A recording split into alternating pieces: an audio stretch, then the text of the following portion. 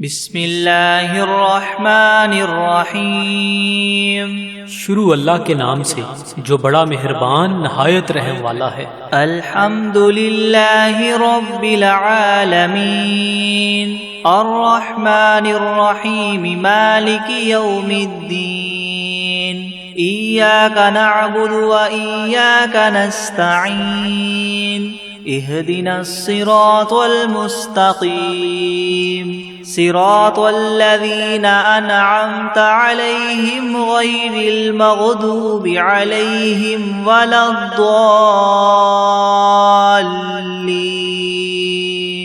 سب تعریفیں اللہ ہی کے لیے ہیں جو تمام جہانوں کا پالنے والا ہے، جو بہت مہربان نہایت رحم کرنے والا ہے، جو بدلے کے دن قیامت کا مالک ہے۔ اے اللہ، ہم تیری ہی عبادت کرتے ہیں اور تجھ ہی سے مدد مانگتے ہیں۔ ہمیں سیدھا راستہ دکھا، ان لوگوں کا راستہ جن پر تو نے انعام فرمایا، نہ کہ ان کا جن پر تیرا غضب نازل ہوا، اور نہ ہی گمراہوں کا۔ بسم اللہ الرحمن الرحیم۔ شروع کرتا ہوں اللہ کے نام سے جو بڑا مہربان نہایت رحم والا ہے۔ الف لام میم ذالک الکتاب لا ریب فیہ ھدی للمتقین الذین یؤمنون بالغیب ویقیمون الصلاة ومما رزقناہم ينفقون والذین یؤمنون بما انزل الیک وما انزل من قبلک وبالآخرة هم یوقنون اولئک علی ھدی من ربہم واولئک هم المفلحون۔ الف لام میم، یہ کتاب ایسی ہے جس میں کوئی شبہ نہیں، راہ بتلانے والی ہے اللہ سے ڈرنے والوں کے لیے۔ وہ اللہ سے ڈرنے والے لوگ ایسے ہیں یقین لاتے ہیں چھپی ہوئی چیزوں پر اور قائم رکھتے ہیں نماز کو، اور جو کچھ دیا ہم نے ان کو اس میں سے خرچ کرتے ہیں۔ اور وہ لوگ ایسے ہیں کہ یقین رکھتے ہیں اس کتاب پر جو آپ کی طرف اتاری گئی ہے، اور ان کتابوں پر بھی جو آپ سے پہلے اتاری جا چکی ہیں، اور آخرت پر بھی وہ لوگ یقین رکھتے ہیں۔ بس یہ لوگ ہیں ٹھیک راہ پر جو ان کے پروردگار کی طرف سے ملی ہے، اور یہ لوگ ہیں پورے کامیاب۔ وَإِلَٰهُكُمْ إِلَٰهٌ وَاحِدٌ لَا إِلَٰهَ إِلَّا هُوَ الرَّحْمَٰنُ الرَّحِيمُ اللہ لا الہ الا هو الحی القیوم لا تأخذه سنة ولا نوم له ما في السماوات وما في الأرض من ذا الذي يشفع عنده إلا بإذنه يعلم ما بين أيديهم وما خلفهم ولا يحيطون بشيء من علمه إلا بما شاء وسع كرسيه السماوات والأرض ولا يؤوده حفظهما وهو العلي العظيم۔ اور ایسا معبود جو تم سب کے معبود بننے کا مستحق ہے، وہ تو ایک ہی معبود حقیقی ہے، اس کے سوا کوئی عبادت کے لائق نہیں۔ وہی رحمان ہے اور رحیم ہے۔ اللہ تعالیٰ ایسا ہے کہ اس کے سوا کوئی عبادت کے قابل نہیں، زندہ ہے، سنبھالنے والا ہے تمام عالم کا، نہ اس کو اونگ دبا سکتی ہے اور نہ ہی نیند۔ اسی کی مملوک ہیں سب، جو کچھ آسمانوں میں ہے اور جو کچھ زمین میں ہے۔ ایسا کون شخص ہے جو اس کے پاس کسی کی سفارش کر سکے بدون اس کی اجازت کے؟ وہ جانتا ہے ان کے تمام حاضر اور غائب حالات کو، اور وہ موجودات اس کے معلومات میں سے کسی چیز کو اپنے احاطہ علمی میں نہیں لا سکتے مگر جس قدر علم دینا وہی چاہے۔ اسی کی کرسی نے سب آسمانوں اور زمین کو اپنے اندر لے رکھا ہے، اور اللہ کو ان دونوں کی حفاظت کچھ گراں نہیں گزرتی، اور وہ عالی شان عظیم الشان ہے۔ لا اکراہ فی الدین قد تبین الرشد من الغی فمن یکفر بالطاغوت ویؤمن باللہ فقد استمسک بالعروة الوثقى لا انفصام لها واللہ سمیع علیم۔ اللہ ولی الذین آمنوا یخرجهم من الظلمات إلى النور والذین کفروا اولیاؤهم الطاغوت یخرجونهم من النور إلى الظلمات أولئك أصحاب النار هم فيها خالدون۔ للہ ما فی السماوات وما فی الارض وإن تبدوا ما فی انفسکم او تخفوه یحاسبکم به اللہ فیغفر لمن یشاء ویعذب من یشاء واللہ علی کل شیء قدیر۔ دین میں زبردستی نہیں، کیونکہ ہدایت یقیناً گمراہی سے ممتاز ہو چکی ہے۔ سو جو شخص شیطان سے بد اعتقاد اور اللہ تعالیٰ کے ساتھ خوش اعتقاد ہو، یعنی اسلام قبول کر لے، تو اس نے بڑا مضبوط حلقہ تھام لیا جس کو کسی طرح کی شکستگی نہیں، اور اللہ تعالیٰ خوب سننے والا، خوب جاننے والا ہے۔ اللہ تعالیٰ ساتھی ہے ان لوگوں کا جو ایمان لائے، ان کو کفر کی تاریخیوں سے نکال کر بچا کر نور اسلام کی طرف لاتا ہے، اور جو لوگ کافر ہیں ان کے ساتھی شیاطین ہیں، وہ ان کو نور اسلام سے نکال کر تاریخیوں کی طرف لے جاتے ہیں، اور ایسے لوگ دوزخ میں رہنے والے ہیں، یہ لوگ اس میں ہمیشہ ہمیشہ رہیں گے۔ اللہ ہی کی ملک ہیں سب، جو کچھ آسمانوں میں ہے اور جو کچھ زمین میں ہے، اور جو باتیں تمہارے نفسوں میں ہیں ان کو اگر تم ظاہر کرو گے یا پوشیدہ رکھو گے، حق تعالیٰ تم سے حساب لیں گے، پھر جس کے لیے منظور ہوگا بخش دیں گے، اور جس کو منظور ہوگا سزا دیں گے، اور اللہ تعالیٰ ہی ہر شے پر پوری پوری قدرت رکھنے والے ہیں۔ آمن الرسول بما انزل الیہ من ربہ والمؤمنون كل آمن بالله وملائكته وكتبه ورسله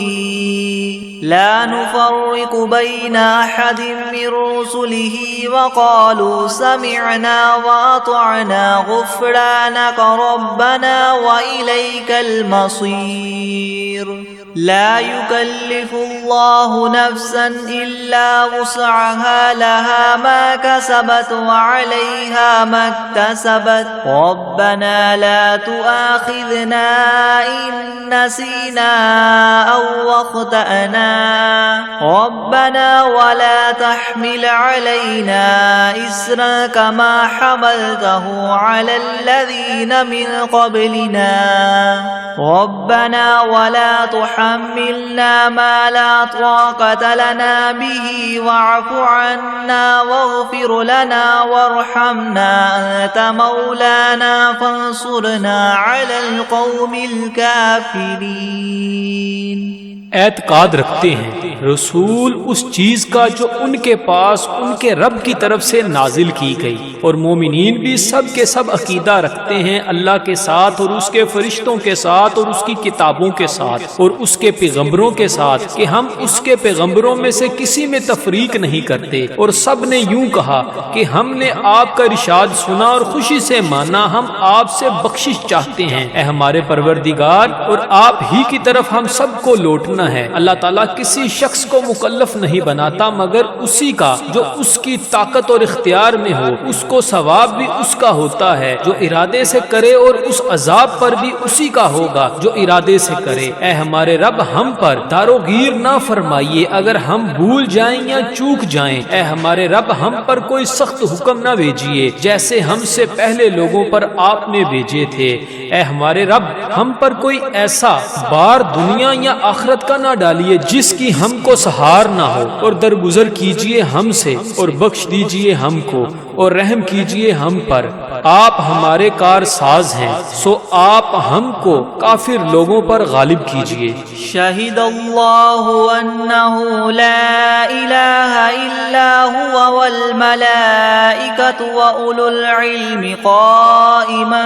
بالقسط لا الہ الا هو العزیز الحکیم۔ قل اللہم مالک الملک تؤتی الملک من تشاء وتنزع الملک ممن تشاء وتعز من تشاء وتذل من تشاء بیدک الخیر انک علی کل شیء قدیر۔ گواہی دی ہے اللہ تعالیٰ نے اس کی کہ بجز اس کے کوئی معبود ہونے کے لائق نہیں، اور فرشتوں نے بھی اور اہل علم نے بھی اور معبود بھی وہ اس شان کے ہیں کہ اعتدال کے ساتھ انتظام رکھنے والے ہیں، ان کے سوا کوئی معبود ہونے کے لائق نہیں، وہ زبردست ہیں، حکمت والے ہیں۔ اے محمد صلی اللہ علیہ وآلہ وسلم، آپ اللہ تعالیٰ سے یوں کہیے کہ اے اللہ مالک تمام ملک کے، آپ ملک جس کو چاہے دے دیتے ہیں اور جس سے چاہے ملک لے لیتے ہیں، اور جس کو آپ چاہیں غالب کر دیتے ہیں اور جس کو آپ چاہیں پست کر دیتے ہیں، آپ ہی کے اختیار میں ہے، سب بلائی بلا شبہ آپ ہر چیز پر پوری قدرت رکھنے والے ہیں۔ تولج اللیل فی النہار وتولج النہار فی اللیل وتخرج الحی من المیت وتخرج المیت من الحی وترزق من تشاء بغیر حساب۔ آپ رات کو دن میں داخل کر دیتے ہیں اور دن کو رات میں داخل کر دیتے ہیں، اور آپ جاندار چیز کو بے جان سے نکال لیتے ہیں اور بے جان چیز کو جاندار سے نکال لیتے ہیں، اور آپ جس کو چاہیں بے شمار رزق عطا فرماتے ہیں۔ ان ربکم اللہ الذی خلق السماوات والارض فی 6 ایام ثم استوى على العرش يغشي الليل النهار يطلبه حثيثا والشمس والقمر والنجوم مسخرات بأمره ألا له الخلق والأمر تبارك الله رب العالمين ادعوا ربكم تضرعا وخفية إنه لا يحب المعتدين۔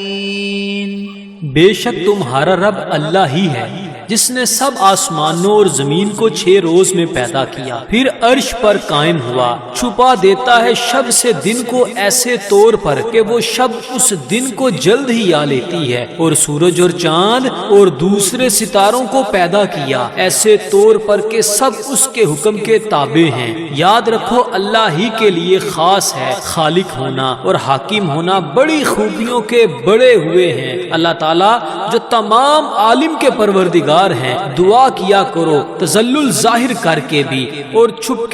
کے بھی، واقعی اللہ ان لوگوں کو ناپسند کرتے ہیں جو دعا میں حد ادب سے نکل جائیں۔ وَلَا تُفْسِدُوا فِي الْأَرْضِ بَعْدَ إِصْلَاحِهَا وَادْعُوهُ خَوْفًا وَطَمَعًا إِنَّ رَحْمَتَ اللَّهِ قَرِيبٌ مِّنَ الْمُحْسِنِينَ قُلِ ادْعُوا اللَّهَ وَادْعُوا الرَّحْمَنَ أَيَّامَّا تَدْعُوا فَلَهُ الْأَسْمَاءُ الْحُسْنَى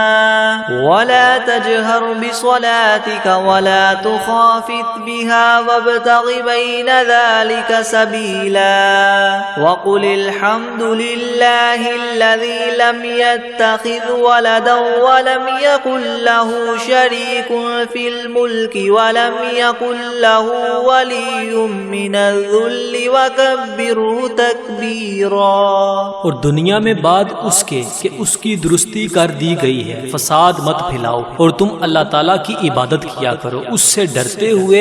اور امید رکھتے ہوئے، بے شک اللہ تعالیٰ کی رحمت نزدیک ہے نیک کام کرنے والوں کے۔ آپ فرما دیجئے کہ خواہ اللہ کہہ کر پکارو یا رحمان کہہ کر پکارو، جس نام سے بھی پکارو گے سو اس کے بہت سے اچھے نام ہیں، اور اپنی نماز میں نہ تو بہت پکار کر پڑھیے اور نہ بالکل چھپکے چھپکے ہی پڑھیے، اور دونوں کے درمیان ایک طریقہ اختیار کر لیجئے اور کہہ دیجئے کہ تمام خوبیاں اسی اللہ کے لیے خاص ہیں جو نہ اولاد رکھتا ہے اور نہ اس کی کوئی سلطنت میں شریک ہے اور نہ کمزوری کی وجہ سے اس کا کوئی مددگار ہے، اور اس کی خوب برائیاں بیان کیا کیجئے۔ افحسبتم انما خلقناكم عبثا وانکم الینا لا ترجعون فتعالى الله الملك الحق لا اله الا هو رب العرش الكريم ومن يدع مع الله إلها آخر لا برهان له به فإنما حسابه عند ربه إنه لا يفلح الكافرون وقل رب اغفر وارحم وأنت خير الراحمين۔ ہاں تو کیا تم نے یہ خیال کیا تھا کہ ہم نے تم کو یوں ہی خالی از حکمت پیدا کر دیا ہے اور یہ خیال کیا تھا کہ تم ہمارے پاس نہیں لائے جاؤ گے؟ سو اس سے کامل طور پر ثابت ہو گیا کہ اللہ تعالیٰ بہت ہی عالی شان ہے، جو کہ بادشاہ حقیقی ہے، اس کے سوا کوئی عبادت کے لائق نہیں، عرش عظیم کا مالک ہے۔ اور جو شخص اس امر پر دلیل قائم ہونے کے بعد اللہ کے ساتھ کسی اور معبود کی بھی عبادت کرے کہ جس کے معبود ہونے پر اس کے پاس کوئی دلیل نہیں، سو اس کا حساب اسی کے رب کے یہاں ہوگا، جس کا نتیجہ لازمی یہ ہے کہ یقیناً کافروں کو فلاح نہ ہوگی۔ اور آپ یوں کہا کریں کہ اے میرے پروردگار معاف کر اور رحم کر، اور تو سب رحم کرنے والوں سے بڑھ کر رحم فرمانے والا ہے۔ بسم اللہ الرحمن الرحیم۔ شروع کرتا ہوں اللہ کے نام سے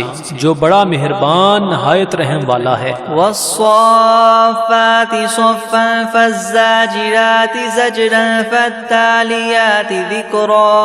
إن إلهكم لواحد رب السماوات والأرض وما بينهما ورب المشارق إنا زينا السماء الدنيا بزينة للكواكب وحفظا من كل شيطان مارد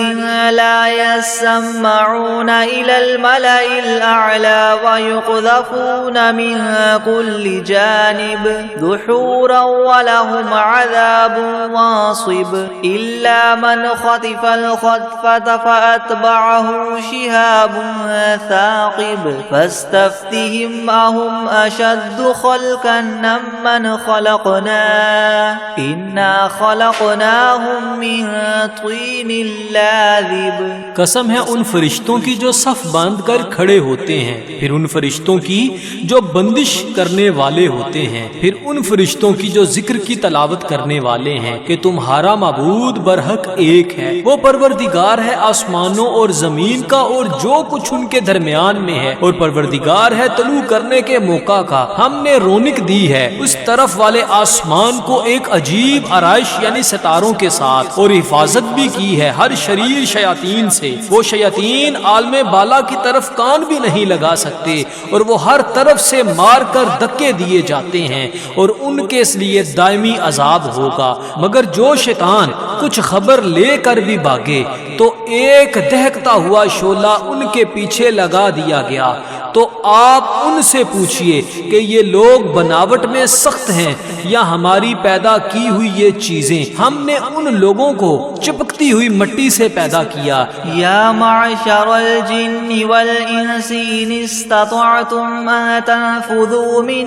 اقطار السماوات والارض فانفذوا لا تنفذون الا بسلطان فبأي آلاء ربكما تكذبان يرسل عليكما شواظ من نار ونحاس فلا تنتصران فبأي آلاء ربكما تكذبان فإذا انشقت السماء فكانت وردة كالدهان فبأي آلاء ربكما تكذبان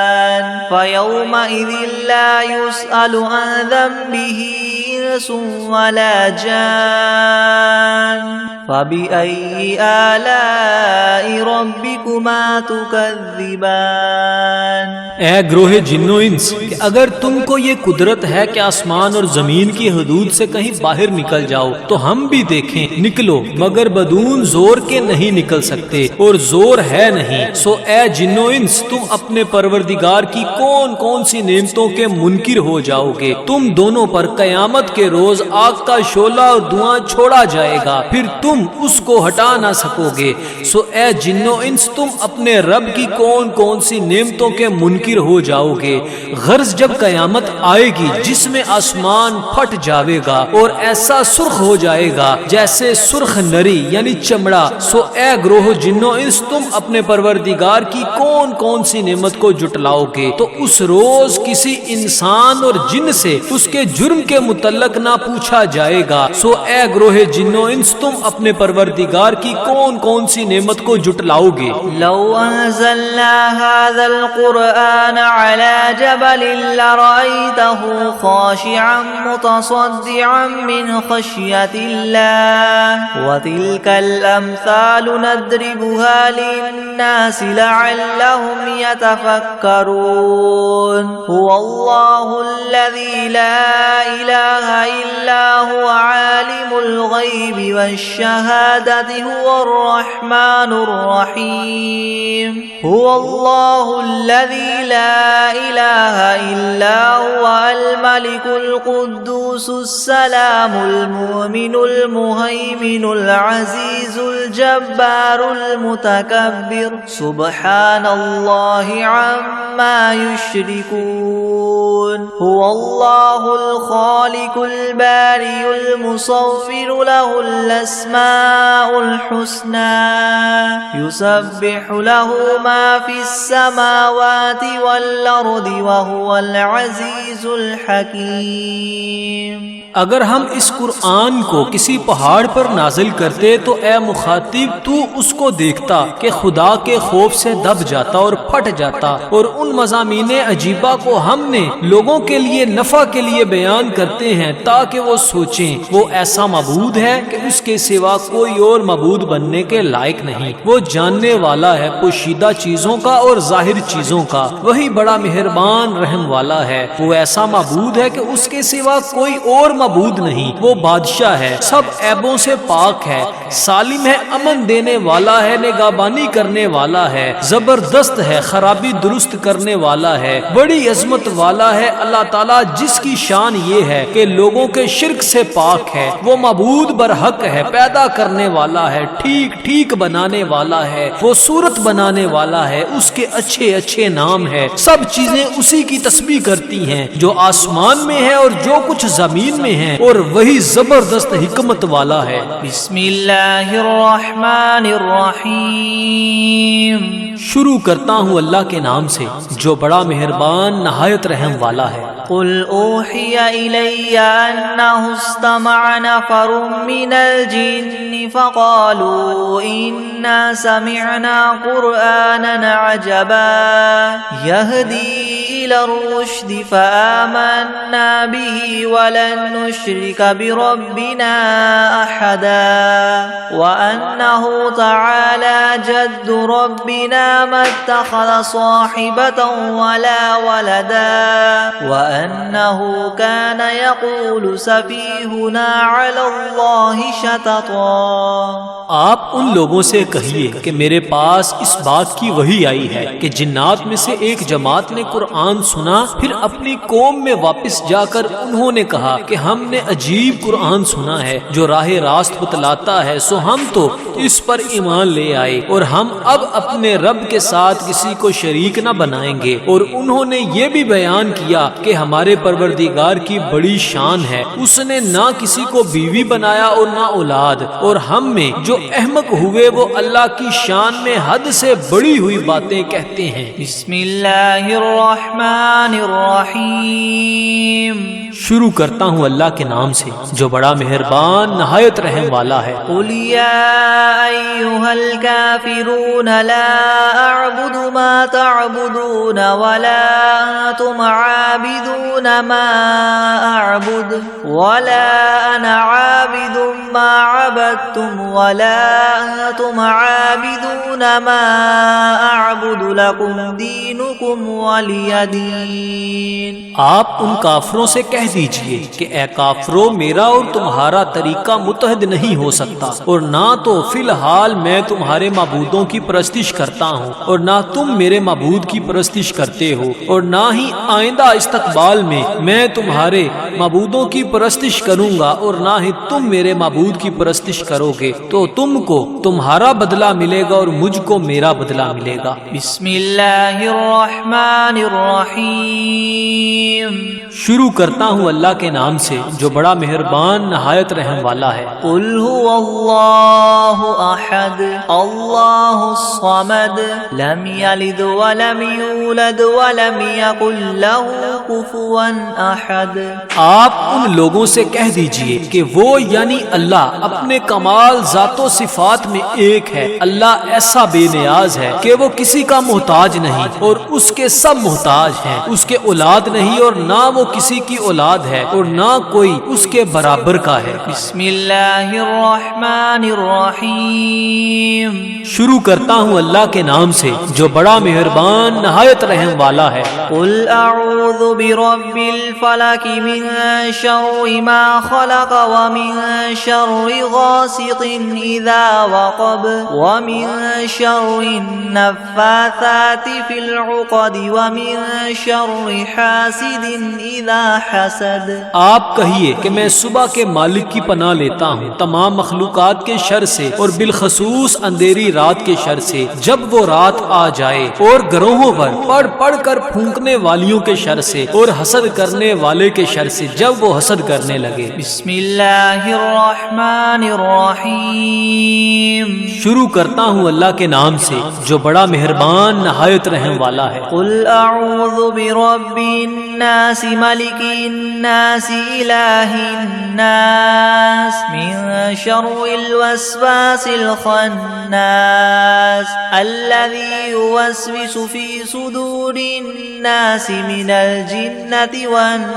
والناس. آپ کہیے کہ میں آدمیوں کے مالک، آدمیوں کے بادشاہ، آدمیوں کے معبود کی پناہ لیتا ہوں وسوسہ ڈالنے والے، پیچھے ہٹ جانے والے شیطان کے شر سے جو لوگوں کے دلوں میں وسوسہ ڈالتا ہے، خواہ وسوسہ ڈالنے والا جن ہو یا آدمی ہو. بسم اللہ الرحمن الرحیم. شروع کرتا ہوں اللہ کے نام سے جو بڑا مہربان نہایت رحم والا ہے. اللہم صل علی سیدنا محمد وعلی آل سیدنا محمد صلاة تنجینا بها من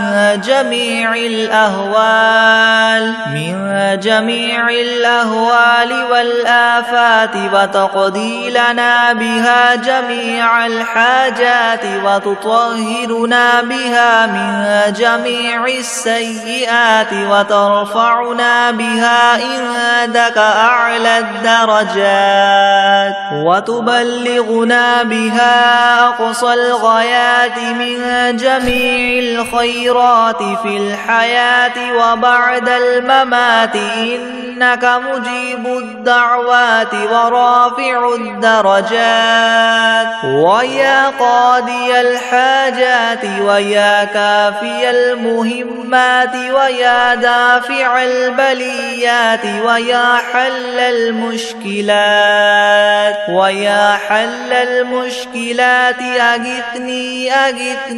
أغثني يا إلهي إنك على كل شيء قدير. اللهم صل على سيدنا محمد النبي الأمي وآله وبارك وسلم. بسم الله الرحمن الرحيم. اللهم صل على محمد وعلى آل محمد كما صليت على إبراهيم وعلى آل إبراهيم إنك حميد مجيد. اللهم بارك على محمد وعلى آل محمد كما باركت على إبراهيم وعلى آل إبراهيم إنك حميد مجيد. بسم الله الرحمن الرحيم. الحمد لله رب العالمين الرحمن الرحيم مالك يوم الدين. إياك نعبد وإياك نستعين. اهدنا الصراط المستقيم صراط الذين أنعمت عليهم غير المغضوب عليهم ولا الضالين. بسم الله الرحمن الرحيم. ألف لام ميم. ذلك الكتاب لا ريب فيه هدى للمتقين الذين يؤمنون بالغيب ويقيمون الصلاة ومما رزقناهم ينفقون والذين يؤمنون بما أنزل إليك وما أنزل من قبلك وبالآخرة هم يوقنون أولئك على هدى من ربهم وأولئك هم المفلحون. وإلهكم إله واحد لا إله إلا هو الرحمن الرحيم. الله لا إله إلا هو الحي القيوم لا تأخذه سنة ولا نوم له ما في السماوات وما في الأرض. من ذا الذي يشفع عنده إلا بإذنه يعلم ما بين أيديهم وما خلفهم ولا يحيطون بشيء من علمه إلا بما شاء. وسع كرسيه السماوات والأرض ولا يؤوده حفظهما وهو العلي العظيم.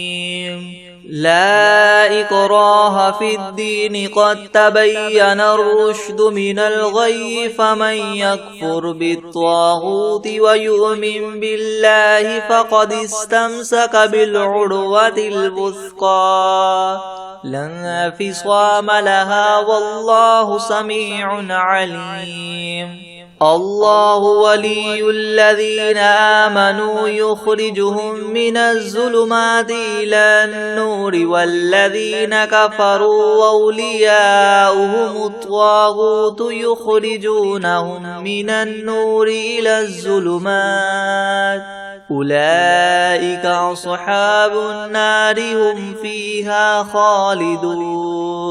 لله ما في السماوات وما في الأرض وإن تبدوا ما في أنفسكم أو تخفوه يحاسبكم به الله فيغفر لمن يشاء ويعذب من يشاء والله على كل شيء قدير. آمن الرسول بما أنزل إليه من ربه والمؤمنون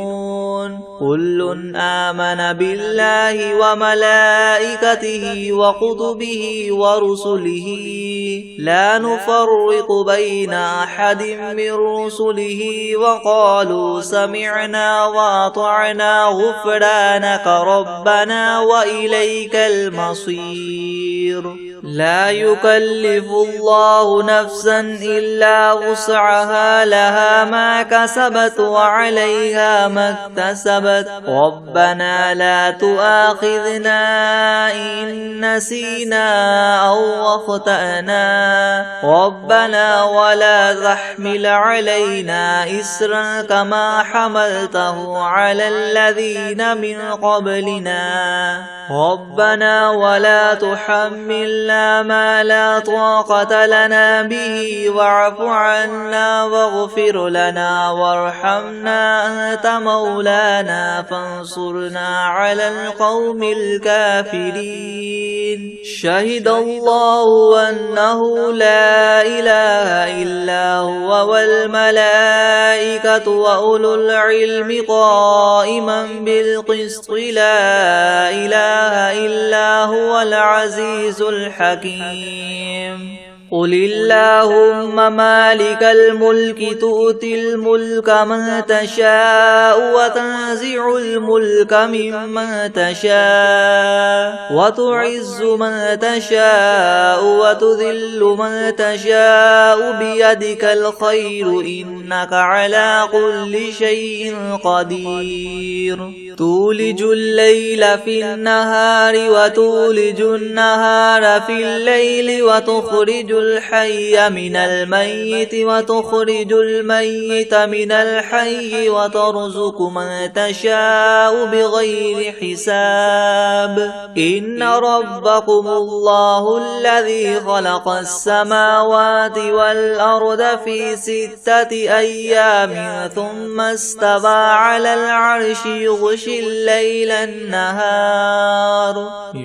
الليل النهار يطلبه حثيثا والشمس والقمر والنجوم مسخرات بأمره ألا له الخلق والأمر تبارك الله رب العالمين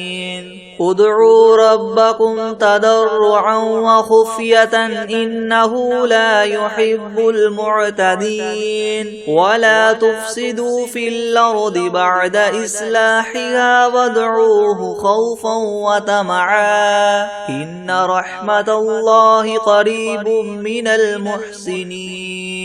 قل ادعوا الله أو ادعوا الرحمن أيما تدعوا فله الأسماء الحسنى ولا تجهر بصلاتك ولا تخافت بها وابتغ بين ذلك سبيلا وقل الحمد لله الذي لم يتخذ ولدا ولم يكن له شريك في الملك ولم يكن له ولي من الذل وكبره تكبيرا أفحسبتم أنما خلقناكم عبثا وأنكم إلينا لا ترجعون فتعالى الله الملك الحق لا إله إلا هو رب العرش الكريم ومن يدع مع الله إلها آخر لا برهان له به فإنما حسابه عند ربه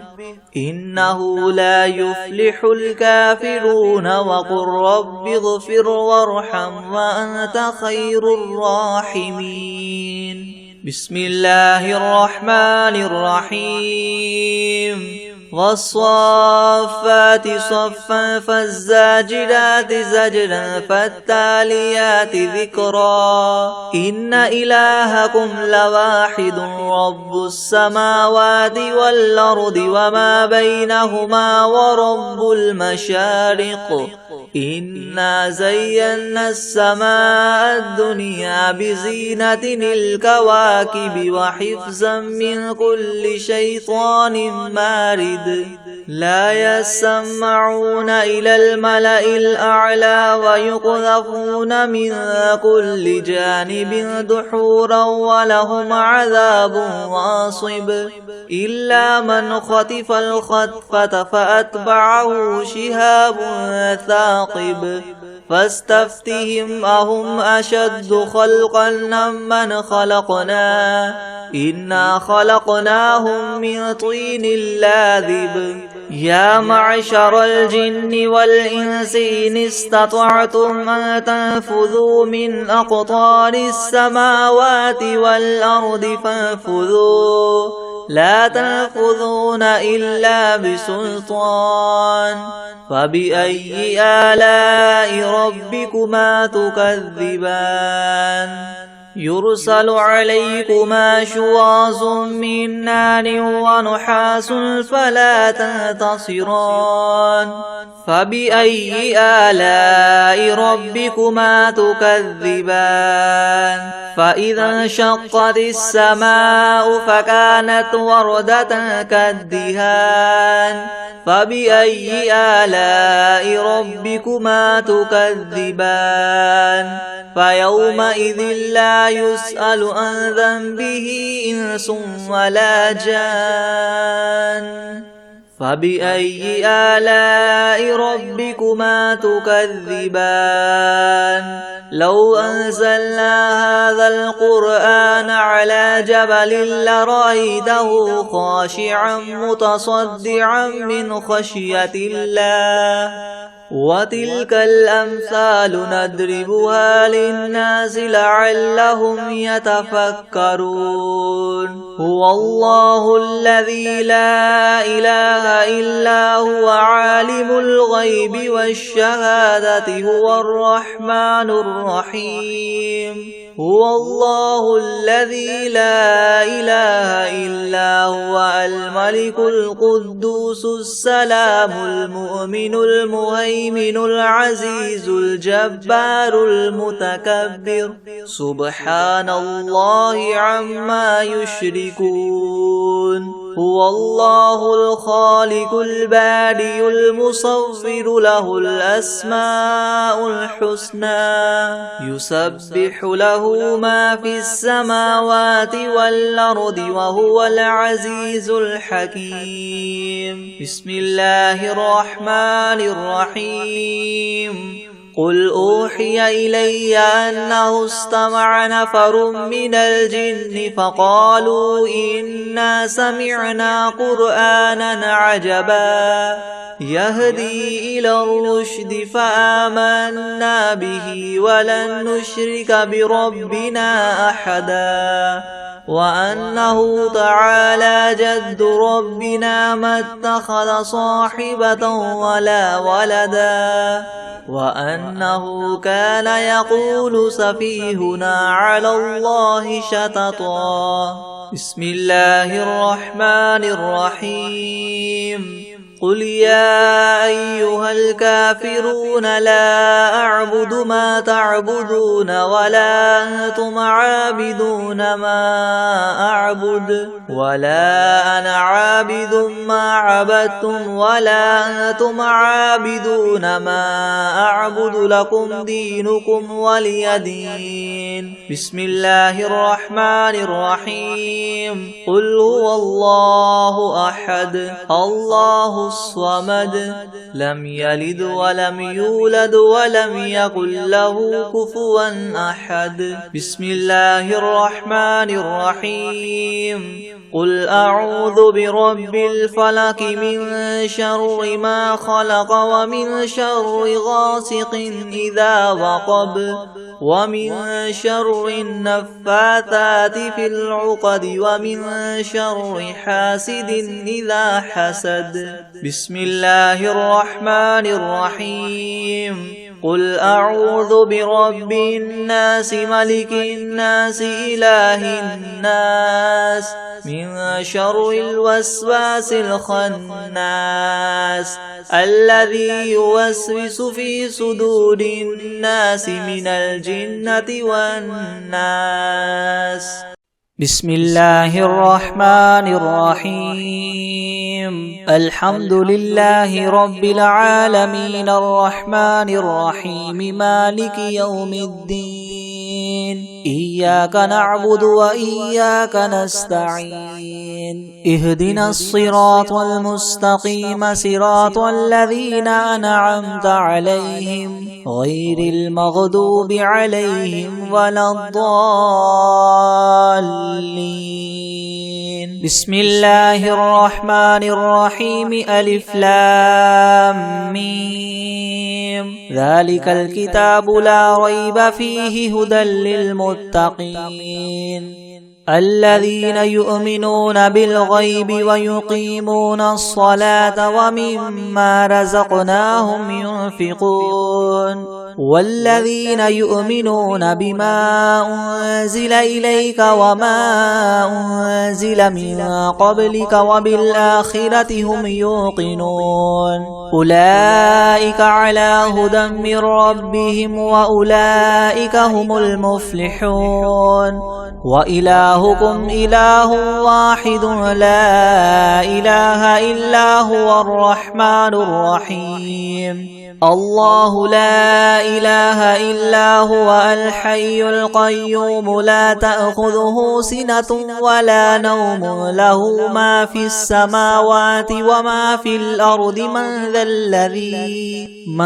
ذا الذي يشفع عنده إلا بإذنه يعلم ما بين أيديهم وما خلفهم ولا يحيطون بشيء من علمه إلا بما شاء وسع كرسيه السماوات والأرض ولا يؤوده حفظهما وهو العلي العظيم. لا إكراه في الدين قد تبين الرشد من الغي فمن يكفر بالطاغوت ويؤمن بالله فقد استمسك بالعروة الوثقى لا انفصام لها والله سميع عليم. الله ولي الذين آمنوا يخرجهم من الظلمات إلى النور والذين كفروا أولياؤهم الطاغوت يخرجونهم من النور إلى الظلمات أولئك أصحاب النار هم فيها خالدون. لله ما في السماوات وما في الأرض وإن تبدوا ما في أنفسكم أو تخفوه يحاسبكم به الله فيغفر لمن يشاء ويعذب من يشاء والله على كل شيء قدير. آمن الرسول بما أنزل إليه من ربه والمؤمنون كل آمن بالله وملائكته وكتبه ورسله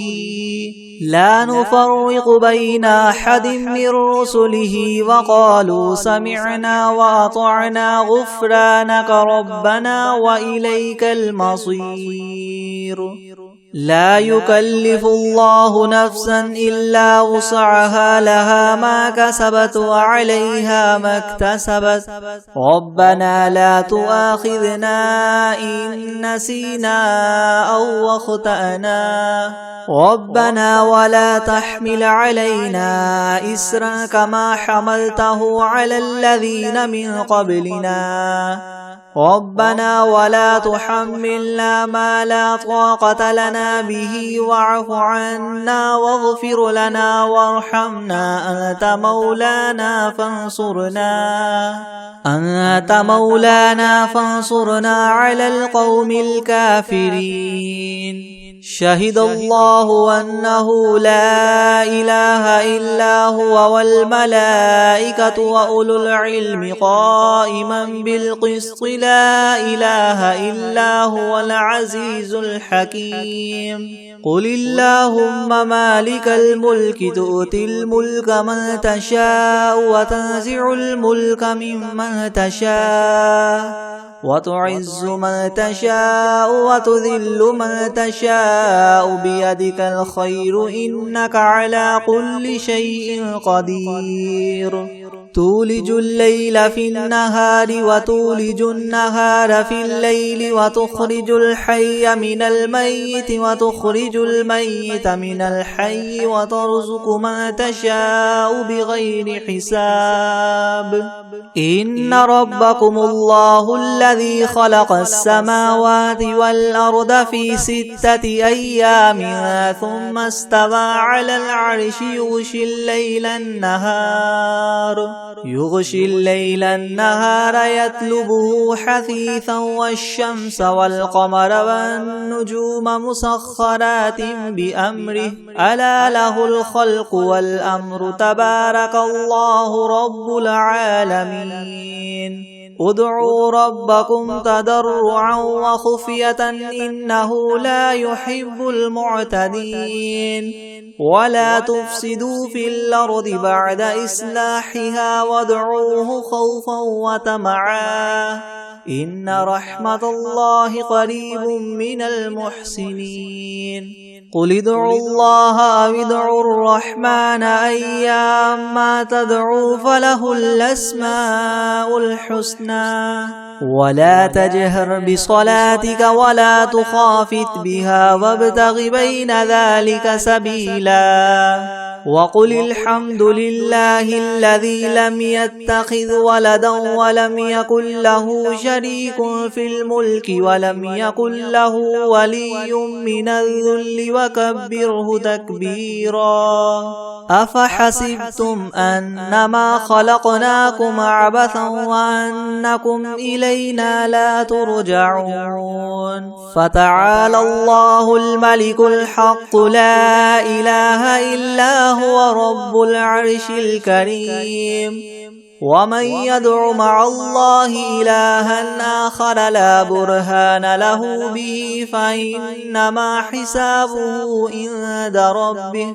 إنه لا يفلح الكافرون وقل رب اغفر وارحم وأنت خير الراحمين بسم الله الرحمن الرحيم والصافات صفا فالزاجرات زجرا فالتاليات ذكرا إن إلهكم لواحد رب السماوات والأرض وما بينهما ورب المشارق إنا زينا السماء الدنيا بزينة الكواكب وحفظا من كل شيطان مارد لا يسمعون إلى الملأ الأعلى ويقذفون من كل جانب دحورا ولهم عذاب واصب إلا من خطف الخطفة فأتبعه شهاب ثاقب فاستفتهم أهم أشد خلقا أم من خلقنا إنا خلقناهم من طين لاذب يا معشر الجن والإنس إن استطعتم أن تنفذوا من أقطار السماوات والأرض فانفذوا لا تنفذون إلا بسلطان فبأي آلاء ربكما تكذبان يرسل عليكما شواظ من نار ونحاس فلا تنتصران فبأي آلاء ربكما تكذبان فإذا انشقت السماء فكانت وردة كالدهان فبأي آلاء ربكما تكذبان فيومئذ لا يسأل عن ذنبه إنس ولا جان فبأي آلاء ربكما تكذبان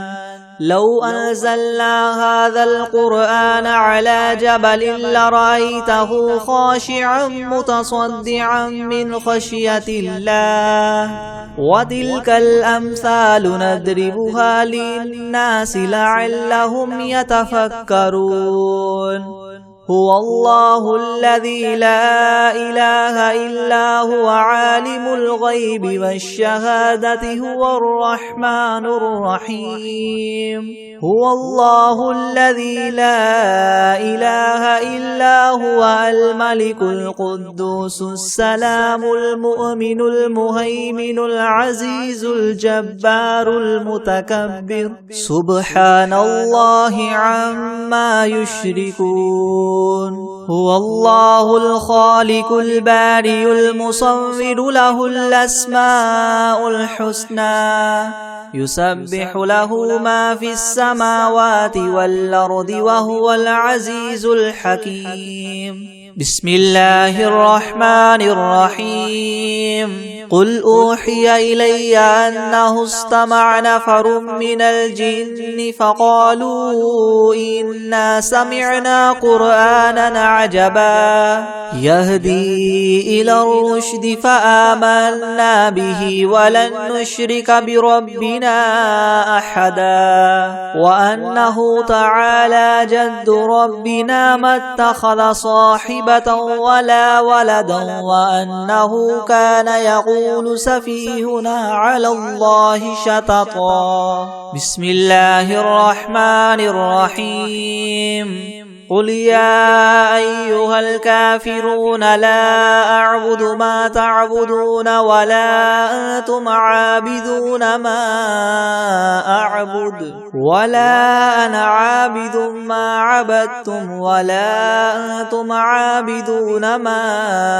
أعبد لكم دينكم ولي دين بسم الله الرحمن الرحيم قل هو الله أحد الله الصمد لم يلد ولم يولد ولم يكن له كفوا أحد بسم الله الرحمن الرحيم قل أعوذ برب الفلق من شر ما خلق ومن شر غاسق إذا وقب ومن شر النفاثات في العقد ومن شر حاسد إذا حسد بسم الله الرحمن الرحيم قل أعوذ برب الناس ملك الناس إله الناس من شر الوسواس الخناس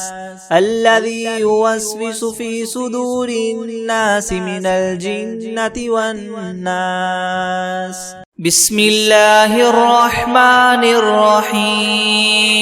الله لا إله إلا هو الحي القيوم لا تأخذه سنة ولا نوم له ما في السماوات وما في الأرض من ذا الذي يشفع عنده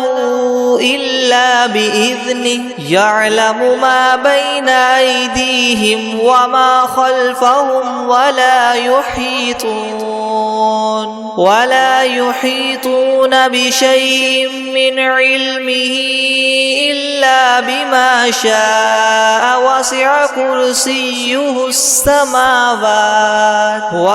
كرسيه السماوات والأرض ولا يؤوده حفظهما وهو العلي العظيم بسم الله الرحمن الرحيم قل يا أيها الكافرون لا أعبد ما تعبدون ولا أنتم عابدون ما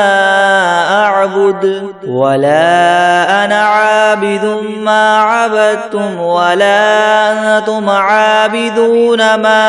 أعبد لكم دينكم ولي دين أعوذ بالله من الشيطان الرجيم بسم الله الرحمن الرحيم قل أعوذ برب الفلق من شر ما خلق ومن شر غاسق إذا وقب ومن شر النفاثات في العقد ومن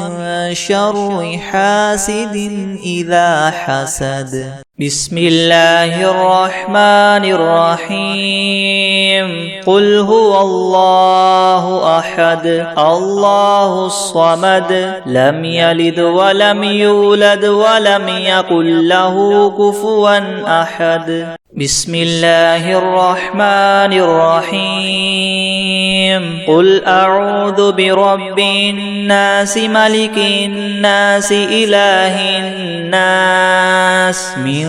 شر الوسواس الخناس الذي يوسوس في صدور الناس من الجنة والناس.